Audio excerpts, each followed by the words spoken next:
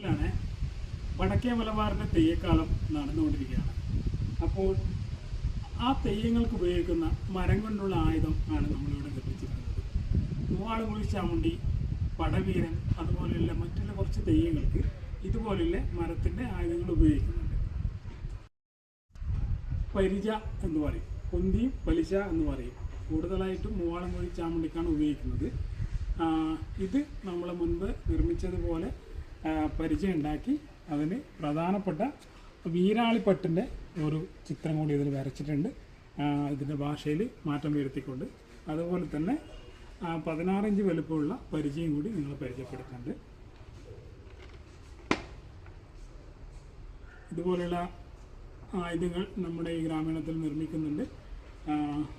അമ്പ്, വില്ല്, അതുപോലെ പൊന്തി, പലിശ, പീഠം, കൂടാതെ മരത്തിൻ്റെ എല്ലാ ജോലികളും നമ്മൾ കൃത്യമായി ചെയ്ത് കൊടുക്കുന്നുണ്ട്. ഇതാണ് ഒരു സെറ്റ് എന്ന് പറയുന്നത്, പൊന്തി, പലിശ. ഇതിനെ കട്ടാറെന്നൊക്കെ പറയുന്നുണ്ട്. ഇതാണ് ഏറ്റവും പുതിയതായിട്ട് നമുക്ക് ഇപ്പോൾ നിർമ്മിച്ച് കൊടുത്തിട്ടുള്ളത്. കരുവള്ളൂർ തെരു സോമേശ്വരി ക്ഷേത്രത്തിലേക്കാണ് ഈ ആയുധങ്ങൾ നമ്മൾ നിർമ്മിച്ചത്. നിങ്ങൾക്കും എവിടെയെങ്കിലും ആവശ്യമുണ്ടെങ്കിൽ നമ്മളെ സമീപിക്കുക. നമ്പർ നമ്മൾ ഡിസ്ക്രിപ്ഷൻ ബോക്സിൽ കൊടുക്കുന്നുണ്ട്. സന്തോഷം.